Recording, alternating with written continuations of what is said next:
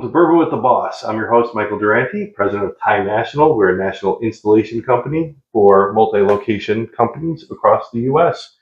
Today at Bourbon with the Boss, our boss is Mike Kelly. Cheers, Mike Kelly. Cheers. We're going to be having Basil Hayden Toast. I did not announce it in my last one. I got yelled at by many of you. So this is a fine bourbon. If you want, go give it a sip and tell me what you think.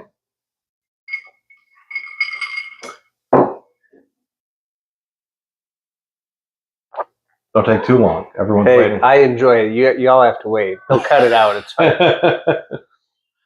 No, I like it. It's got a little more bite than the regular Basil Hayden, but it's still got that smoothness. It does.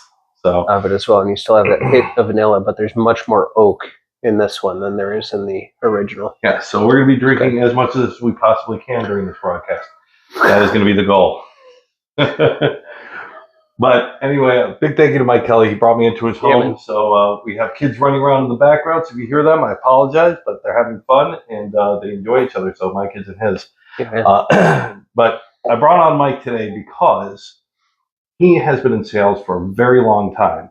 And he has done some of the hardest sales, the cold selling, that I find it so hard to complete. Everyone that I know, especially in the technology industry, in the engineering side, it's just hard to get out there and just talk to people. And being a rainmaker of sorts is something that has always intrigued me. So, Mike, let me kick it off to you. Tell us a little bit about your history and where you came from. Yeah, I mean, it's hard to believe. But yeah, you're right, Mike. It's been almost 20 years that I've been in sales now. I came from just kind of doing jobs that got me through college, mostly like warehouse work and a little bit of construction. And then, long story short, had something that took me out of the labor industry, and sales found me, or I found sales. I don't know which way. But I mean, it's been still a heck of a challenge. There's always new stuff to learn. Mm-hmm. And I think that's one of the things I enjoy about it most of all is just, it's never a dull moment. And in the 20 years of sales, I've only done it with 3 companies. Tell me about your first company when you first started off and you had to do that sales pitching. Was it on the floor of somewhere? Was it door to door? What was your first start? My first start was with a mattress company. And I did that for 5 years. And that was something like, I was actually going door to door trying to get a job because I couldn't do the labor industry anymore because of an injury. And this guy just took me under his wing for 5 years. And I learned a lot of what there is to have folks come in and just, you have a cold relationship that you have to find a way to warm up in less than 60 seconds. Right. These are the mattress stores that charge you a ridiculous amount of money for a mattress. Yeah, but the one I have is really comfortable, so I can't complain. Yeah, that's so. But yeah, man, did that for 5 years, and I learned quite a bit about just how to approach people. Right. And I mean, as you know, we've known each other a long time. I don't have a hard time talking to people, but it's different when you're trying to sell them something. Mm-hmm. And you still have to remember to be human and not just like a dang robot when you're going through those things. Right. Now, and going on to your second job, that's one that really impressed me when I met you. I can't remember if you were working the mattress firm or if you were working the Airmark. Mm-hmm. But tell us a little about that. Like, what were you selling? What's your day to day? Yeah. So I worked for Airmark Uniforms for 10 years. And going through that, it was a grinding job. I mean, you're going door to door. You have to go and visit, I would say, at least 40 or 50 people a week. Mm-hmm. Now, is someone setting up leads for you when you do this? No. When I was there, it was you did everything from the ground up.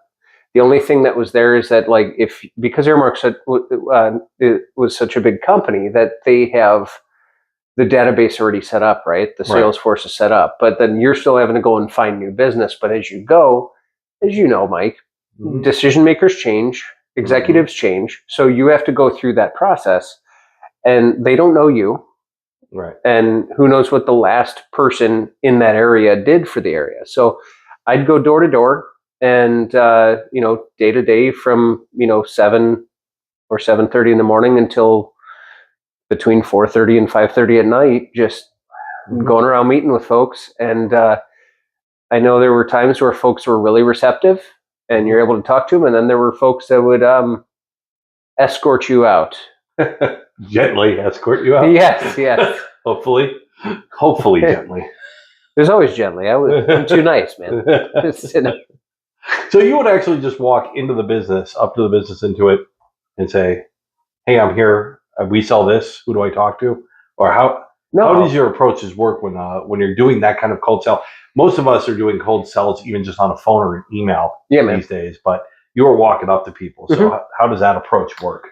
Yeah. So, hey, Mike, I don't know if you got a minute for me, but I'm just trying to find out who might take care of, making decisions for out and fitting your guys in PPE and uniforms and maybe even some first aid supplies. You wouldn't happen to take care of that yourself or know who does that, do you? Gotcha. So super simple with the front end person. You're not Absolutely. No, I just, if it's them, then I can go and do another step. If it's not them, I need to cut bait and get out, get the information. If I can get an appointment with them, they're cool. But if not, cut bait, get out, find the next one. So it's all about gathering information initially. Yeah. And if I can set something up with you, Mike, for an appointment, great. But so it's a multi-step process, right? Yes. And I think everybody who's here watching this understands sales. There is a multitude of steps to it, but sometimes it feels overwhelming. Sure. So your first step is find out who the right person to talk to is. Of course. Right? Okay. And today there's a lot of technology that tries to do that for you, but doesn't always get it right. I can tell you from personal experience. Yeah, for sure. You have the same process. What do you do now? So tell everyone. So now for the last year, I've been blessed to work for a company called Benchmark Industrial. We're just looking for innovative ways to help all sorts of businesses with their packaging needs and safety and things like that. So and I, instead of just being like in my last two jobs where it's strictly just I'm going to sell you and I probably never see you again. Right. I actually get to foster relationships and manage the accounts now, which is a lot different for you or anyone watching. That if you get to do that, it's a heck of a lot more fun, because I mean, when I'm sold, I want to know that, Mike, you sold me something. I can go back to you and ask questions. Yeah. So it's just that one throat to choke if there's anything going wrong. Right? Hey, that's cool too. When I walk into places, one of the questions, and you might get to this later, but one of the questions I ask folks if they demo something and what have you is that I like to ask, well, can you tell me what's wrong with what I brought to you? That's a good question. Everyone wants to ask you what's good about it. And that's your relationship follow-up question, right? So like after you made the sale, after you're doing your fostering more. Yeah, I want to know what's wrong with it, because like it's very easy for me to come up and say, what's good, because I think every salesperson wants to know the good stuff. Right. I think we're afraid of, and I'm showing my age, the good, bad, and the ugly with Clint Eastwood. We're afraid to know what the ugly part is, right? Yeah. And I've just kind of gotten to the point where I'm like, I need to ask that question. It's been very uncomfortable for me to ask that. Yeah. But as one of the guys that's coaching me now has told me, like, it's good to be uncomfortable. It means you're, in this case, going down the right path. Well, that is true. That is true. I mean, I can't be all sunshine and rainbows, especially in sales and relationships. Right. So that's it. Actually, it reminds me of an older story that we had, because that's all our business is, relationships. So it's not how well everything's going. It's what the people do when there is a problem. Yeah. That really fosters that relationship, because everyone can be happy when things are going right. It's when something does go wrong or something happens, are they taking accountability? Are they working to correct it? Are they searching for those things? So that's a really good follow-up when it comes to it. I do want to, before the end of this, I'm trying to map out your steps here. And I think that'd be very helpful for a lot of people. Is like, when you going in cold all the way to follow up a relationship base, your first step is, who am I talking to the right person? What's your next step at that point? Is it to vomit on the table and tell them everything you do? Is it to look for pain points? Is it to, where do you usually gauge that? How do you take that next step? No, and that's a good question. And if I offend somebody by saying this, I'm sorry, but if you start vomiting product knowledge and benefits, you should probably just walk yourself right back out. Yeah. Because if all you're doing is that, I'll tell you, 80 to 90% of salespeople, that's what they do, and that's what turns people off. We've all been sold to. Yeah. And usually when that person, like in the furniture store, if you all have a furniture store like this, like Darwin back in Illinois, and you got a swarm of people waiting to talk to you, that turns me off. Right. Like, I don't, just give me a minute. Let's just have a conversation. So when I get in, like, once I find out who that person is, I'm setting up the meeting with you, Mike. And now we're sitting down and I'm laying out an agenda over the next 30, 40, 60 minutes, whatever we might think we need for this, right? But we'll know the agenda beforehand because you and I have talked and we're saying, hey, this is just going to be an intro meeting. We're going to sit down. We're going to learn about what's going on. So I'll give you kind of a breakdown of what I get to do. And that's it. It's, hey, thank you so much for taking the time. Good to talk to you on the phone last time. I just want to make sure I go over a couple things before we get to any of the fun. And to start is, we set up for a half hour. Is that cool? Gotcha. Okay. Once I do that, now I'm going to ask that it's okay. I ask you questions to learn about your process. Right. I don't want you to buy anything. If you do, please feel free to buy something. But that's not my goal today. My goal is to learn your process and your expectations of a partnership with Benchmark. Gotcha. And I've learned that it's very important to say the word partnership in that because everyone could be a vendor or supplier. That's a commodity. Exactly. But when you're building a relationship, you're now a partner of somebody, right? Right. And that's what we aim for. So we go through that process. I learn about their needs, their wants. Sometimes we're not a good fit. Sometimes everything's great and they just wanted to come in and they wanted a price. Right. That's a red flag. Don't give them a price. I think everyone in sales has been there just to lower their competitor's price somewhat. I know I still fall into it. It happens. We all do it. It's just, you get all happy because they're stroking you all along and saying everything's going well, and then you find out, well, crap, he was a better salesman than me. That's true. So your goal here is learn the customer's business, understand what's happening. And I know this is probably everything. One of the funny things I find about sales, I'm sure, and me and you actually talked about this yesterday, was it's amazing how many times you just have to be reminded of certain stuff, certain things to do. It's like, well, yeah, I knew that, but I stopped doing it. So getting in there, learning about their business, not going over products, not necessarily going over product services, definitely not giving them price in the first meeting. Right. All right. So after that intro call, what are you doing? Exactly what you're doing. And that might sound silly, but let me explain. So you have the intro meeting. What do you think is one of the biggest things people forget to do as they're ending a meeting? Set up the next meeting. Get the next meeting. Oh, we set up the next meeting. So I got yelled at by my marketing team so many times for. I'll say, I actually had a meeting with my boss, and we were talking about what was missing, and I did some self-reflection this year. I told you how long I've been doing sales. Yeah. I had this self-reflection recently in the last year and realized I'm not doing that with everyone. Right. And how are you doing that self-reflection? So I'm a note taker. Yeah. And I'm not talking like how we're in 2026 and everyone has digital stuff. Mike's using a notepad right now. And I do this. So I go back and I find I've got a training notebook that I still have from when I did training a year ago with Benchmark. And I went back through that. You kind of hinted at this a little bit ago.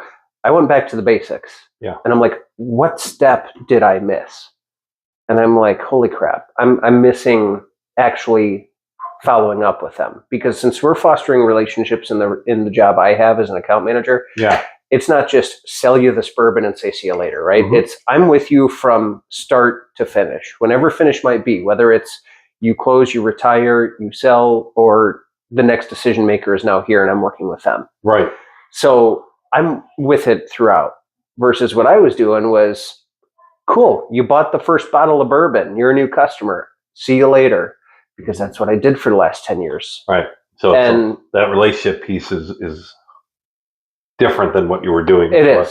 It is. And I knew you when you did that.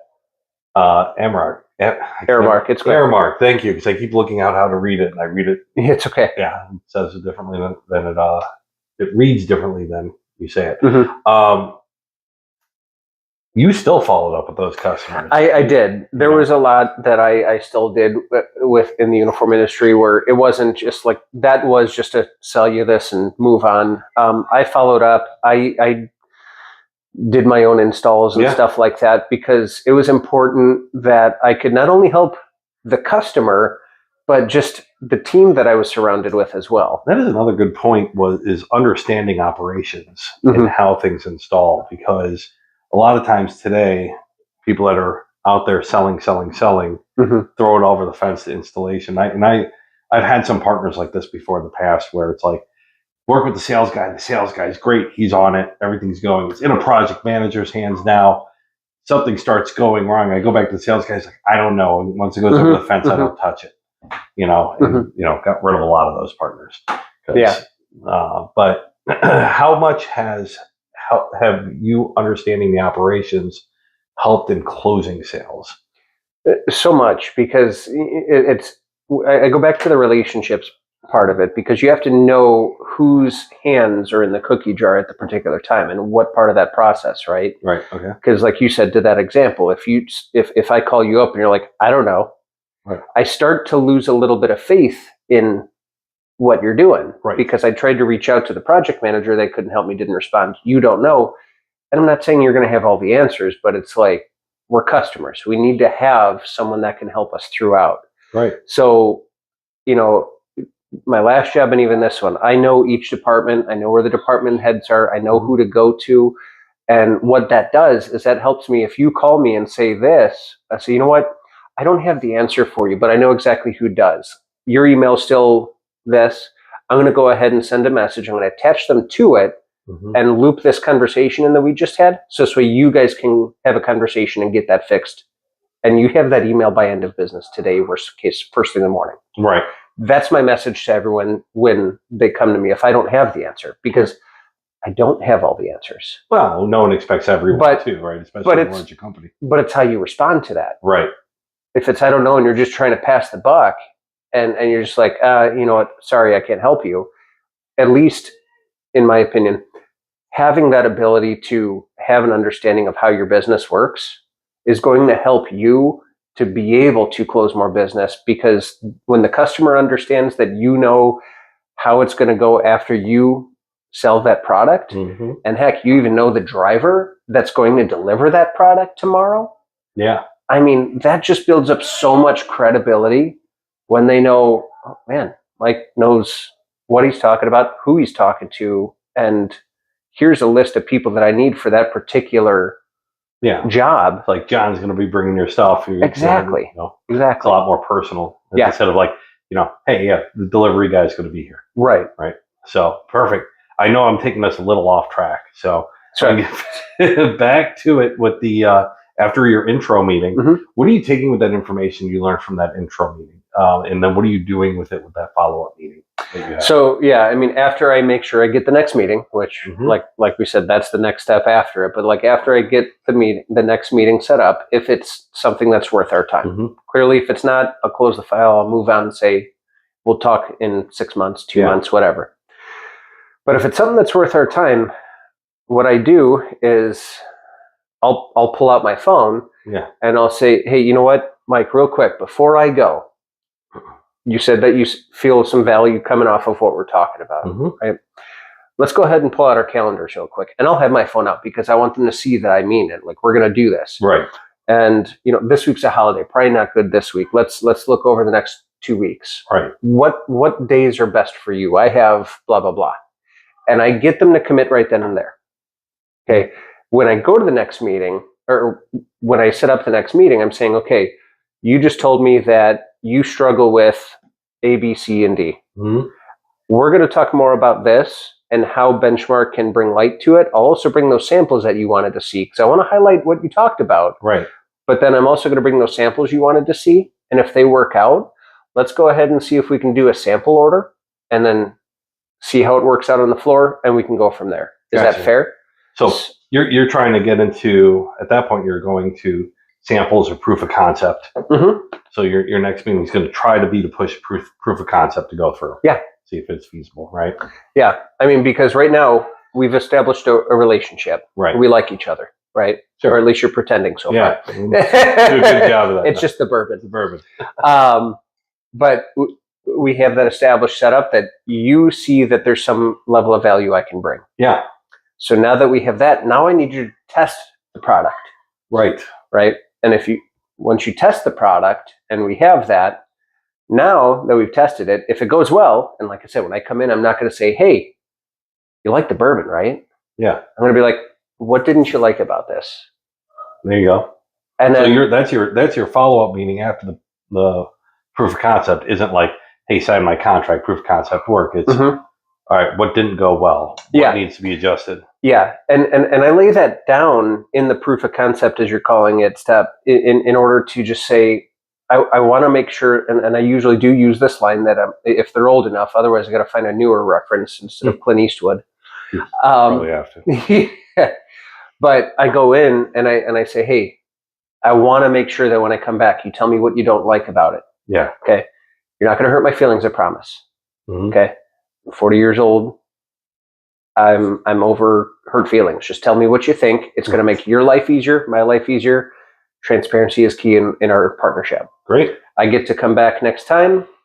I go over the struggles again that you said you had, because I want to remind you. I'm going to, poke you with the iron, right? Yeah. I want to make sure that the pain's still there. Now, once I do that and I say, okay, now we went ahead and we did these samples, right? So you had Mike, Joe, and Jim try these out. What feedback did we get? What didn't they like about it? Right. And then, well, they haven't given me anything. Well, the old saying is no news is better than bad news, but I also don't have any news. Could we go talk to him real quick? Nice. Sometimes that works, sometimes it doesn't. Yeah. I mean, I will say a lot of the times folks are just like, they haven't said anything. They're opinionated enough, Mike. I know if they don't like it, they're going to tell me right away. Right. So I say, okay, what's next? Yep. They're like, well, we need to get set up as a vendor. All right, what's next? Well, once we're set up as a vendor, we could put an order in. All right, when's that going to be? There you go. This way, I'm getting them closer and closer. They're giving me the yeses without saying yes. Right. And we're trying to get closer to like saying, let's move forward in this partnership. So one of the hard parts about closing, actually asking for the close, I have a lot of people that have told me before, I don't want to be pushy. I don't want to, I like to be a good relationship seller, offer them some stuff, but if they don't, if I don't want to keep asking them every week, I don't want to keep going back to them. What's your advice for that? And it's okay. It's okay to be harsh. Oh, I was telling Mike, I'm reading this book by Mike Weinberg called Sales Simplified. And a quote came out of the book within the first 5 chapters that I heard of it on that. And it was, thank you, sir. Yeah. And it was, if you have a person like this, where they might be a little timid, then you need to get out of sales. You should probably be a customer service rep. Yeah. And that's not that there's anything wrong with that. You need customer service reps. But if you're just there to foster a relationship, you're just there to kind of sit back and write, as Mike says, in some way, to sit on the coattails of your company's success. Right. You're not a true salesperson or account manager. Yeah. You are just a customer service rep taking orders. Define that for me. Because and here's why I say that. Some people think account reps or account managers are the same as customer service reps. Some people think that salespeople and account reps are the same. Where's your line between those three? Yeah, we talked about this earlier, right? So when I was selling uniforms, when I did that, I was a hunting salesperson. Right. I was not supposed to install my own accounts. I was not supposed to go back out there and get you sizes for your shirts and pants and stuff like that. That's what that was supposed to be an operation. Correct. Yeah. But it was just something that, and maybe that's where some of my downfall was, but it was still something that, like, the customer needed it. And I was like, that was the goal. That's part of what helped me be successful when I was there. Excuse me. And then coming over to Benchmark now, you're as an account manager or business development manager, as they call it. We're not just gonna sell it and run away. Right.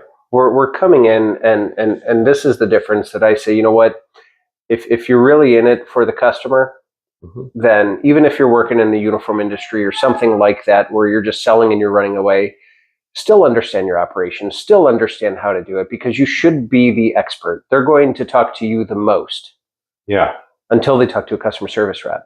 But the difference is going to be, like with what I do, is that as an account manager, like if you have questions, if you need a demo done for a product, if you need samples brought out, if you have a customer service type question, we have our customer service team, but like we're meant to be able to help with all of that. So in that scenario, you're the point person, but you're still hunting business. So are you like more of a combination role between that sales and account manager? A good word for it would be just a consultant, because consultant will be looking out for the best interest of you, right? They'll be helping you to figure out what the best decision potentially could be to see you be successful. Right. If that makes sense. It does. It's the prospecting piece. I've had account managers in the past that we've talked to that say like, oh, I'm an account manager. I'm just here to foster my existing book, and people are supposed to hand me books. Right. So I want, this business should be handed to me, and then I'll just make sure they're happy. Yeah. Now, when you say customer service rep, is that the type of, so where do you draw the line between account manager and customer service rep? So a customer service rep would be, and again, there could be someone out there that does exactly what I do that has that title. But what I'm talking about is a customer service rep that you typically sit behind a desk. This is your responsibility, that you're answering phones when there's a customer issue or you're taking an order. That's it. So order takers, basically. They'll still do quotes. They'll still be on the phone. They'll still understand what's going on. But they're not hunting. They're not hunting. They are behind a computer. And again, that's not to say that title could be used somewhere else as a hunter. But in this case, in the most general sense, they're the ones behind the computer just taking orders. In my career, and I'm sure most everyone's career, everyone understands titles. Titles are what you want them to be. Yeah. So, I mean, really, it comes down to, there's some people who really like the title because they understand, that it looks a certain way. So like, hey, if I have a higher title, the customer's going to feel or think about me a certain way, or other people in the company are going to show me different respect. But a lot, when it comes down to it, it's what are your duties, what are your responsibilities? Yeah. And so, but that's all. That's good information, because when it comes down to that customer service, or I'm sorry, the account management piece, you're prospecting sales, so you're doing outside sales too, but you're also fostering relationships. You're bringing them in, and you're keeping them. Right? Exactly. So, and you're not just, no one's handing them to you, and your job is still to grow the customer too, right? Correct. So that's a very big piece of it. Yes, it is. So, one thing that's always tricked me up, the prospecting piece. How do you prospect? One, who you're going to talk to, like what companies you're going to start talking to, right? How do you build that list? And two is, what do you do with that information? Because if you walk in, you ask who's the right person to talk to, you might not get the information. Is it always a walk-in? Is it sometimes a call? Is it sometimes emails? How does that first piece start? Because that seems to be a lot of hesitation out in the field when it comes to other people wanting to get sales, but not being at that rainmaker level where they can just bring business in the door. So I know we talked a little bit about this. So you asked me, I heard this as two different questions. Yes. Okay. So one question was the list, which I'll get to in a minute, because that I feel like that's a different thing we can dive into. But as far as like how it starts, so just your prospecting effort in general. I mean, y'all just do it.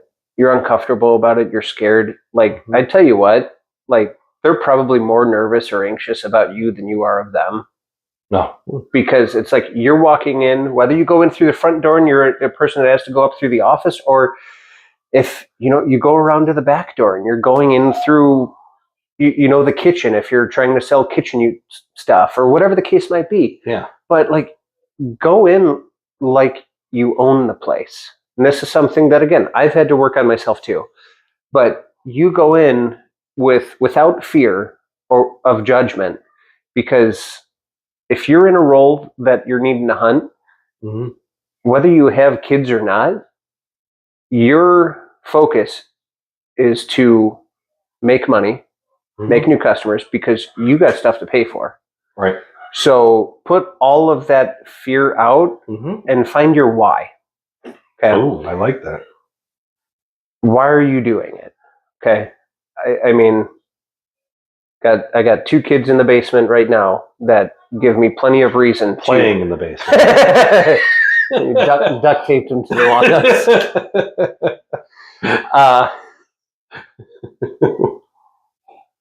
As he nervously sips his drink. There's no screaming. No.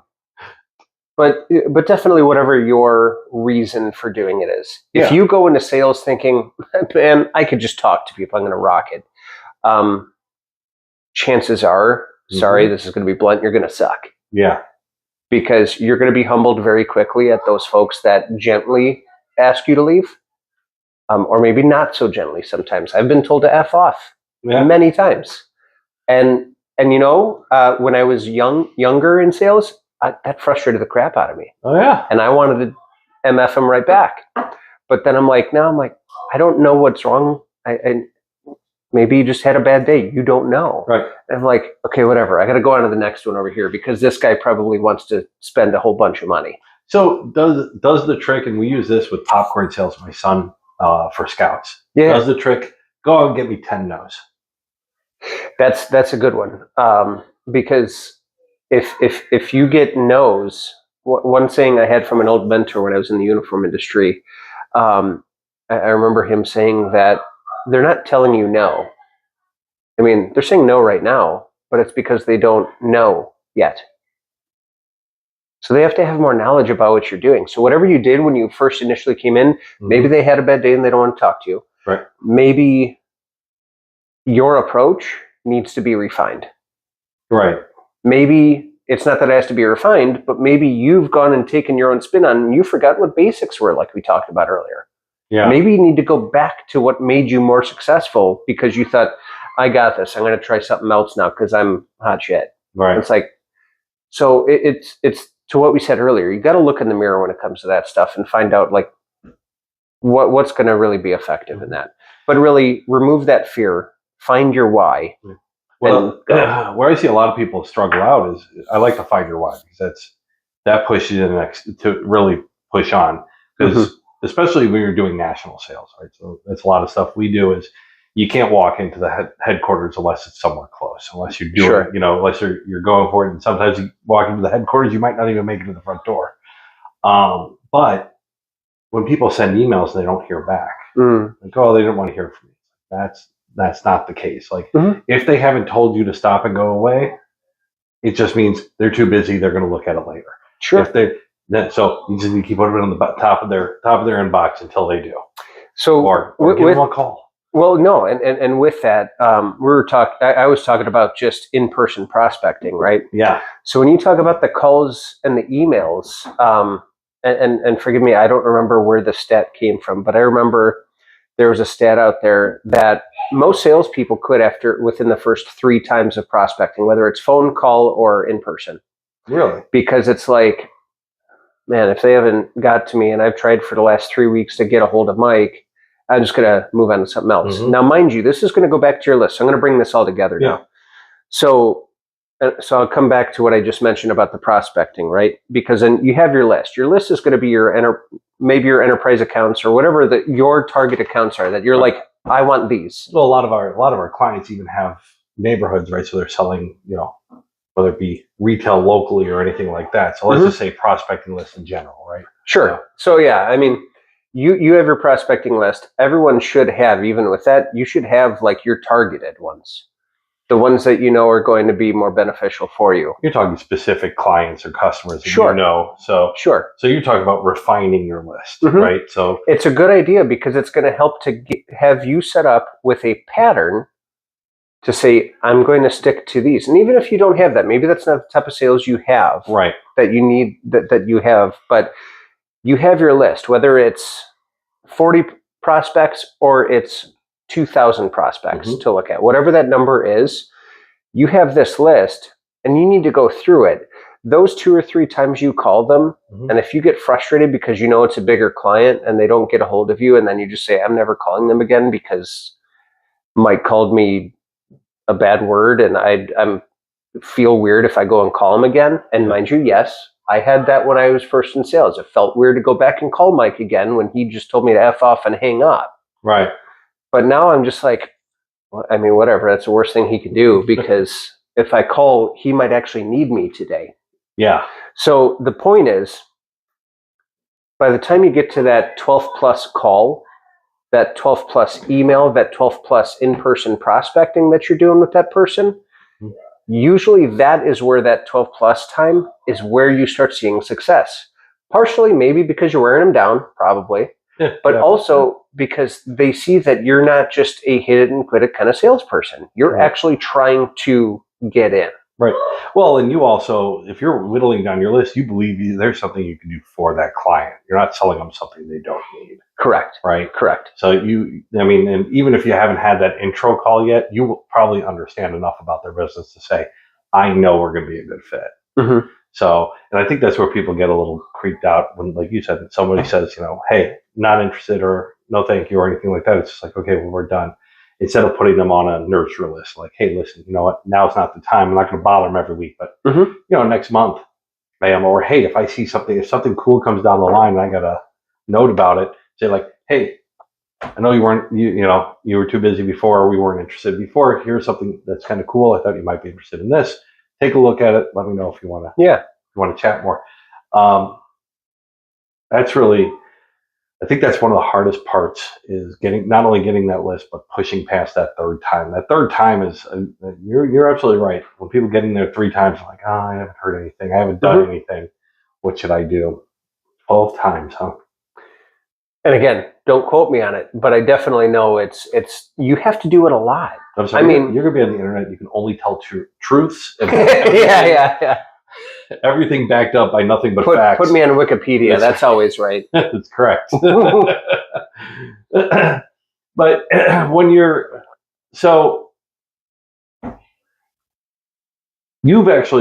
worked with a lot of people that have struggled with this before, right? Is there been anybody or anybody that's had trouble that you were able to pull under your wing and help get them to the next phase? Yeah. And what did that look like? How was it?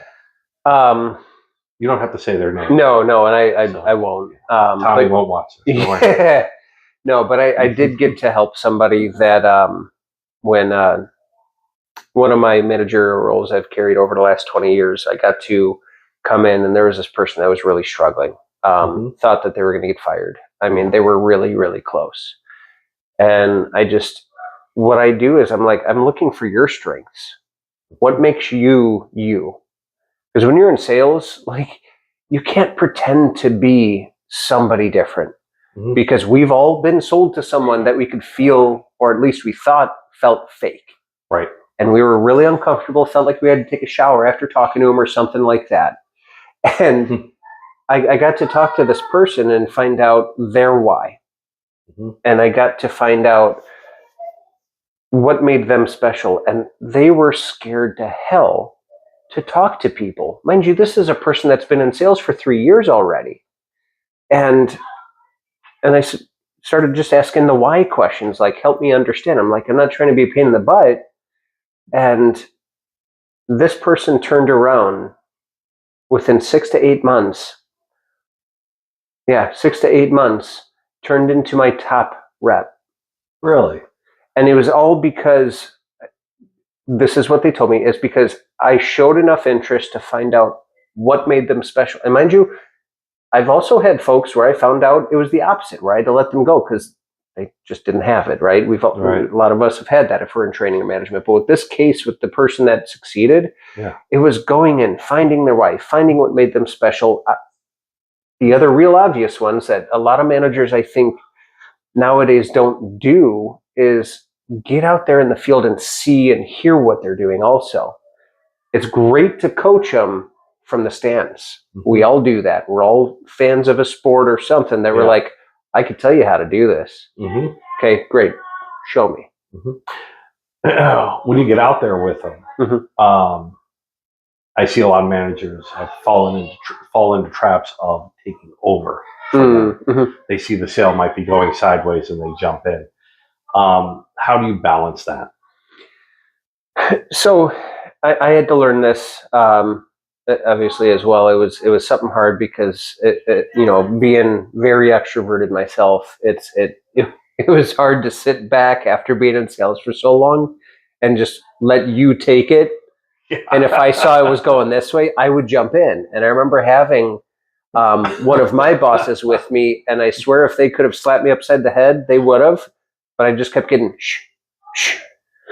So there's three of you in there. Is it the salesperson? Yes. You and then their because boss. I was learning to be to run a team. That poor sales guy. He had to drag his boss and his boss's boss. Yeah, right. But no, when we went through that though, what was the question? How did you balance not jumping in or jumping in? So there's a couple things. Like one, I realized much like when I was doing it, I had to crash and fall on my face sometimes. Yes. And sometimes it had to be on the concrete, and you're scraped up, right? And you're embarrassed, and you get your boss with you, and you're pissed, and all of these things, all these emotions, because I want to do well in front of my boss. But that's the thing. Like as I've learned, even at the age I'm at now, is that failure is one of the best things that could happen to you. Because you don't learn as much winning as you do as failure. Right. I mean, I'm sure you've had this too, but I've had moments where I'm at the peak and I feel great. And then when I go into the valley, I'm all of a sudden I'm mad at everyone else. And this will happen to you. If it hasn't happened yet, it'll happen to you. I promise that you're not going to blame yourself because you had success. So naturally it's someone else's fault. But to balance that, sorry, going off on another bit of a tangent, but balancing it was just to say, remind myself of my own failures and to say, you have to fail as well. You have to do that. Right. Now, of course, if it's a bigger client, I'm probably like, hey, do you mind if I butt in? Yeah. It's not something like you said something wrong in some way that I'm like, oh, wait, no, that's not true. You know what? Actually, and jump in. Because now I'm putting you down as the sales rep and I'm making you feel sheepish and uncomfortable and all those kind of things. Instead, I'll be like, do you mind if I jump in real quick? I'm asking permission because it's not my sale. This client may never see me again, but they're going to probably see my salesperson again. So I want to ask permission. I'm here because they are, I scheduled it, but I'm here because they got that appointment. Right. The other thing is, again, being the talkative individual I am, I actually have to sit here and do this. Do that? Actually, shut yourself. My wife trained me to honestly, but it helps me personally to just be like, you know what? And it's a thinking pose. If you see, a lot of folks actually do that. And it's it actually does help me personally because there's a squirrel on the wheel running all the time that it lets me just focus on you. Yeah. And then the other person doesn't think anything of it. They're like, oh, okay, he's paying attention. Occasionally they'll ask what are you doing? I'm like, if I don't, then I'm going to blurt out something stupid. Yeah. Take over the meeting. Yeah. That's even as a manager, I struggle with that all the time too. Still, it's like jumping in there and doing the sale or jumping in on it. So I'm trying to be quiet and have my salesperson or my engineer take the role. But you've let them fail out in front of the customer before. Yeah. Even though you're there. And it's good, the coaching moment then after that, right? Oh, it's wonderful. Yeah. Because then it's it comes to a point where then I could, thinking of this person that was struggling, and then turned around that not only did they turn it around, they were like my best rep on the team. They got promoted as well on top of it, like the following year. So it was just something that was super cool to just see that growth. Yeah. Right. Of that person to come from you were about to get fired to look at where you're at now. Right. And that was something I would consistently encourage them that like, I didn't do that. You made a decision to change. Yeah. Because how many salespeople could be like, oh no, my manager didn't know what they're talking about. And yet you didn't change a dang thing. Right.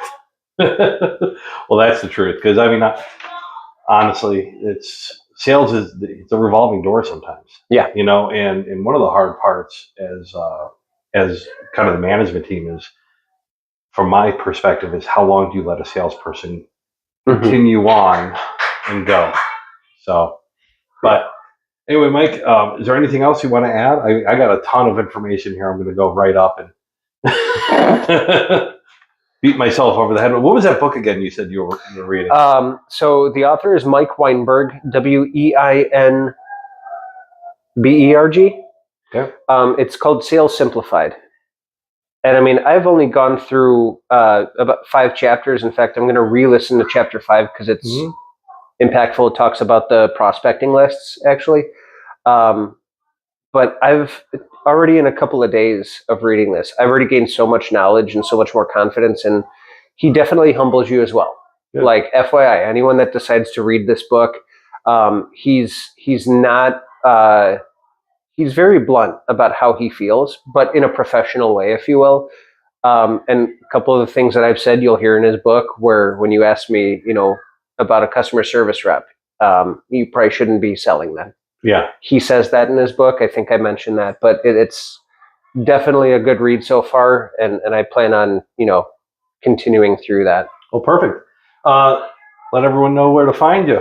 If you on LinkedIn or whatnot. Oh, I'm like Ohio. Yeah.